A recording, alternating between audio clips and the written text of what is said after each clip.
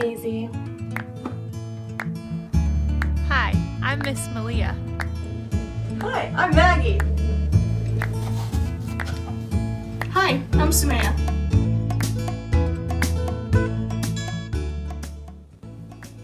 Hi and welcome back. I'm Miss Maisie and today we're going to learn about worms. Why are worms important? Last video we learned about the different parts of soil, and worms are really important for having healthy soil. Worms are something we call decomposers, which means they break down bits of dead plants and turn it back into soil. So decomposers are living organisms. So they're really a bunch of living creatures that do exactly what I just said. They take bits of old plants, dead plants like leaves and like peels, old stems, and break it down into really tiny pieces. And this is what makes the organic matter we saw in our soil shakes last time. And that breaks down into our soil. So to explore this today, we're going to learn how you can raise worms at home. We're going to learn about the different parts of a worm by drawing one. And then we're going to go outside and try to find some worms or other decomposers on our own and explore a little more. Are you ready? Let's get started.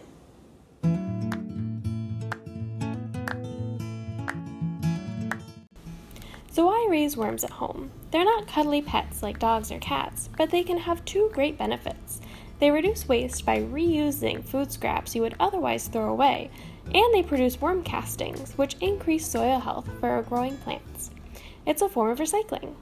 You can see how much bigger the plants on the left grew because worm castings were mixed into the soil. Think of a worm bin as a home for worms inside your home or school. Like you have things at your home that you need, there are some things that worms need in their homes. They need things like water and food, as well as some air to breathe and bedding, for which we'll use shredded newspaper. Now we're going to explore a worm bin that one of my classes built this year, and I've been taking care of since school is closed. Our worm bin is just a plastic tub, one that is not see-through, so the worms are in a dark place. The top of the bin has holes in it so the air can flow through. To make sure the worms don't escape, or any other decomposers that might be in there, we have some thin cloth that lets air through, but not the bugs or worms. When we first started our worm bin, all we put in was shredded newspaper, ripped up and then wet with some water.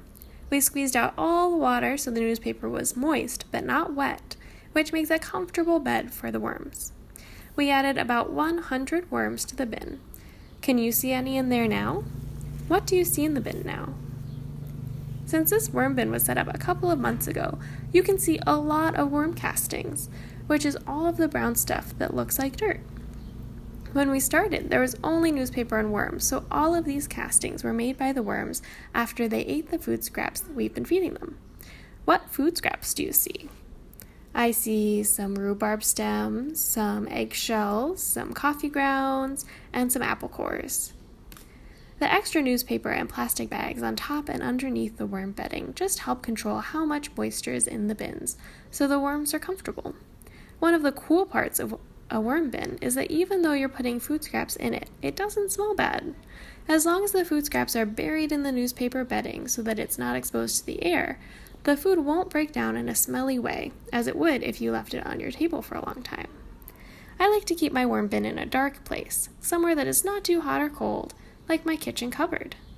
And that's it. It's really pretty easy to keep worms at home.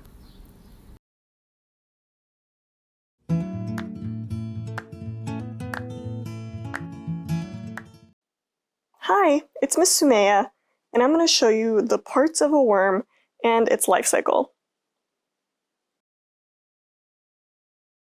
An earthworm is shaped like a long tube, with a head end and a tail end. The head end is where the worm's mouth is located. They eat lots of organic matter, like leaves and soil, and leave behind castings which are great for plants. If you look at an earthworm, you can see the body is made up of lots of segments, and underneath the segments are muscles which contract and relax, allowing the worm to move. The last part of a worm is the clitellum or saddle, where it lays its eggs. The earthworm life cycle begins when they hatch out of little egg sacs called cocoons. Earthworm eggs take 2 weeks to 3 months to hatch. A cocoon can have a single egg or dozens. The baby worms, called hatchlings, emerge and burrow into the soil when they are ready. These hatchlings are very small and light in color. When earthworms start to grow up, they develop color, and segments start to form. At around 6 weeks old, they have become fully matured and do not grow anymore. These adult worms can then make more eggs and repeat the cycle. Ever wonder what's inside a worm? They have organs that help them eat and live.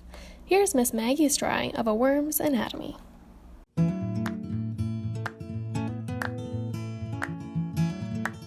Hey everyone, it's Miss Malia. What better way to learn about worms than to actually find one outside? Now that you know the different parts of a worm, let's go outside and look for one so that you can observe it really closely. There's a couple ways to find worms. First way, worms like really dark, damp places. So let's look underneath some rocks, stumps, or even pots in your backyard.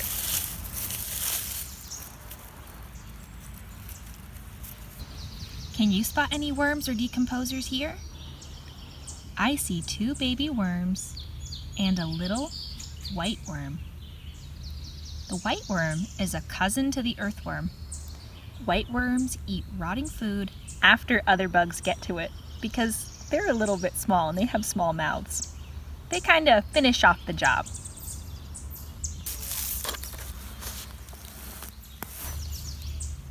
Oh, look! Do you see that? Let me get it. I think it's a sow bug. Sow bugs have 10 legs and are related to lobsters. They eat dead leaves and veggies. Sow bugs look a lot like a roly-poly, but sow bugs can't roll up into a ball, so that's why I think this bug is a sow bug. The second way to find worms. If your grown-ups are okay with it, you could use a trowel or a shovel to dig a small spot in your backyard, in the garden or the lawn, to find a worm there. Make sure to ask if there are any special plants or parts of the lawn or garden you shouldn't be digging in. Now that you've got your worm or decomposer, you can observe them. Worms have very sensitive skin, so please be gentle with them. Do you see the different parts of the worm? What else do you notice about this worm? As soon as you're finished, put your worm back. They sense light through their skin, and it can hurt them to be out in the sun for too long. Plus, that worm has a really important job to do, eating dead plants and leaves and making our soil healthy. Have fun finding a worm. Bye! If you don't feel comfortable touching a worm, you can always do what Miss Maggie did and find a worm crawling outside and just observe it closely without touching it.